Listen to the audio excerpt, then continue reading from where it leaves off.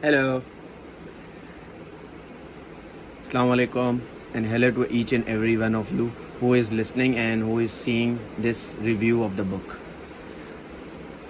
Today, the book I have chosen for the review, जिसको मैं पिछले हफ्ते से पढ़ रहा था and I recently completed, I thought to give you a review of it. जो ये किताब है, इसकी एक सिग्निफिकेंट वैल्यू है, बहुत सिग्निफिकेंट वैल्यू है in the category of history and in category of trade and development. ये जो किताब है इसकी एक इटसेल्फ एक वैल्यू है. Let's not drag it further and I'm going to show you the book which I am going to review right now. The book is The Silk Road. Many of you have read it और आपको idea होगा कि ये किताब जो है वो किस बारे में है. This review is for those जिन्होंने इसको पढ़ा नहीं है बट in their mind उनके कोई ना कोई एक स्पेस में, दिमाग के स्पेस में ये किताब है, उन्होंने देखी होगी क्योंकि ये किताब बहुत ज़्यादा ट्रेंडी और फेमस है. तो this is the book the silk road, spine back. अब जैसे सिल्क रोड नाम है तो उसी से ही लोग ये समझ रहे होंगे कि ये कोई सिल्क रोड है, कोई सिल्क रोड बना हुआ है, उसके ऊपर किताब है. लेकिन बेसिकली ये किताब बिल्कुल अगेंस्ट है उसके. जैसे इसका नाम है वैसे ये किताब, इसके मायने, इसका ऑब्जेक्टिव, इसका पर्पस लिखने का नहीं है ये. तो स्टार्ट लेते हैं. Let me try my best कि जो मैंने पढ़ा है, जो मेरा पॉइंट ऑफ व्यू मैंने समझा है उससे, वो मैं आप लोग तक कन्वे डेफिनेटली करूँ इन माई वर्ड्स. तो जो इस किताब को पढ़ने के बाद मुझे एक बेसिक आइडिया जो मिला है वो ये है, इस किताब को ज़्यादा जो इस किताब पे एम्फसाइज़ किया गया है वो एक आइडिया है जिसमें ये बताया गया है कि कैसे जो पुराने ज़माने में एम्पायर्स बने हुए थे, जो रोमन एम्पायर्स होते हैं, ग्रीक एम्पायर्स होते हैं, अलग अलग तरीके के एम्पायर्स होते हैं, उनका राइज़, जैसे वो राइज़ होते हैं जब अपने रूलरशिप में होते हैं वो, और जब रूलरशिप से ज़ाहिर है जब रूलरशिप में होते हैं तो there will be a competitor of it. तो जब एक रूलर होता है तो दूसरा भी चाहता है कि मैं भी रूलर बनूं. दोनों के बीच में एक इलेक्शन होता है या समहाउ जो भी एक वे ऑफ जजमेंट होता है कि किसको बनाना चाहिए.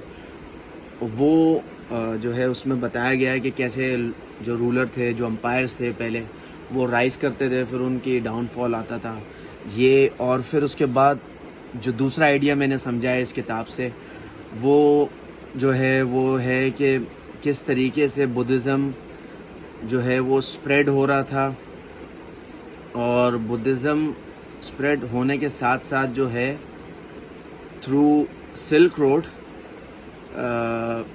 क्रिश्चियनिटी और इस्लाम की जो है वो एक डेवलपमेंट हो रही थी. बुद्धिज़्म स्प्रेड हो रहा था, फैल रहा था, लेकिन साथ ही साथ जो क्रिश्चियनिटी और इस्लाम है थ्रू ट्रेड एंड डेवलपमेंट वो डेवलपमेंट में आ रहे थे, मतलब आमद हो रही थी, स्टार्ट हो रहा था इनका. और इसमें एक जो main basic idea silk road में मैंने आइडेंटिफाई किया, जो मैं अंडरस्टैंड किया है, वो ये है कि मैं इसको कैसे इसको इजी वर्ड में समझाना चाहूँ ताकि लोगों का इसमें इंटरेस्ट बढ़े, कि जो डेस्टिनी ऑफ वेस्ट है ना, जो वेस्ट कंट्रीज़ हैं, उनकी जो डेस्टिनी है वो हमेशा से ईस्ट है ना, ईस्ट एक वेस्ट है और एक ईस्ट है. वेस्ट की जो डेस्टिनी है ना, जो फेट है उसका, वो हमेशा ईस्ट से लिंक हुआ होता है. ये किताब में जो बेसिक आइडिया जो बताया गया है वो ये है कि जो वेस्ट है उसकी जो डेस्टिनी है, मीन्स कोई भी उसकी डेस्टिनी है, फॉर एग्जांपल کوئی بھی ڈیسٹینی ہو کسی چیز کی، وہ ہمیشہ ایسٹ کے ساتھ لنکڈ ہوتی ہے. تو یہ 3 پوائنٹ میں زیادہ تر سمجھا. پھر آگے جو ہے ہم اس کتاب کو لے کر چلتے ہیں آگے.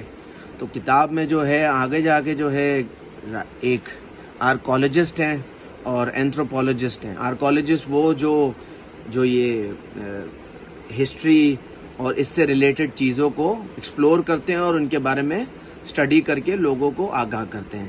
تو ایک آرکولوجسٹ ہیں نکولے کراڈن. انہوں نے اسٹیٹ کیا ہے، کیونکہ میں بلٹس دیکھ رہا ہوتا ہوں، میں بلٹس بناتا ہوں آفٹر ریڈنگ اٹ. جیسے ہی ہوتا ہے اس کو لائن اپ کر کے اس کو بلٹ بناتا ہوں. اس کی وجہ سے مجھے اپنے بلٹس بھی دیکھنا ہوتا ہے ساتھ ساتھ.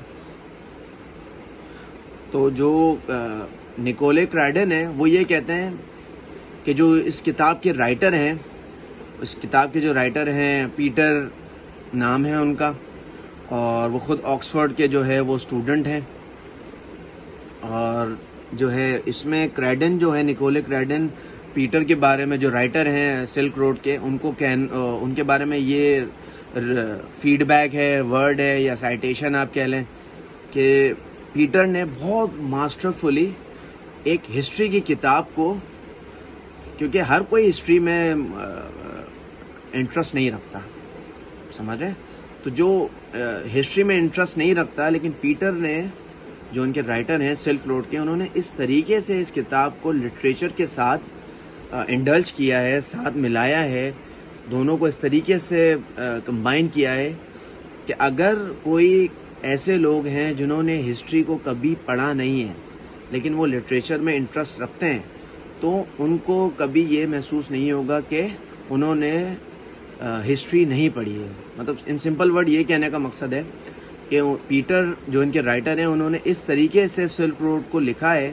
کہ ہسٹری کے ساتھ ساتھ انہوں نے لٹریچر کو بھی اس کے ساتھ ملایا ہے، تاکہ جس نے ہسٹری نہیں پڑھی ہے اس کو یہ کتاب پر انڈرسٹینڈ کرنے میں، اس کا پوائنٹ آف ویو سمجھنے میں مشکل نہیں ہو. Moving on to further with this book. Silk road ہے، سلک روڈ جو ہے اس کا نام رکھا کیوں گیا؟ بیسکلی چائنا جو ہے، چائنا سلک روڈ کے تھرو سلک جو ریشم کہتے ہیں اردو میں، یہ چائنا کا بہت ایک اچھا پروڈکٹ ہے. آپ یوں کہہ لیں کہ ان کو اس کی مینوفیکچرنگ اور جو اس کو گرو کرنا، یہ ساری چیزیں، ان کا پروسیس ان کے پاس ایک بہت اچھا ہے.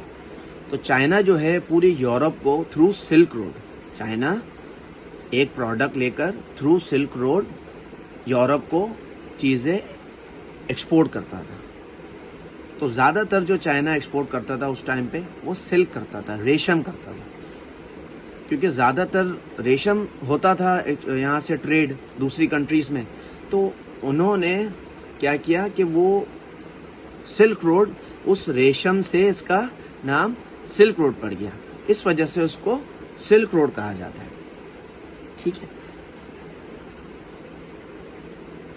تو آئی ہوپ کہ میں نے یہ تھوڑا سا ایک جو سلک روڈ کی ایک ڈیفینیشن ہے وہ میں نے ایزیلی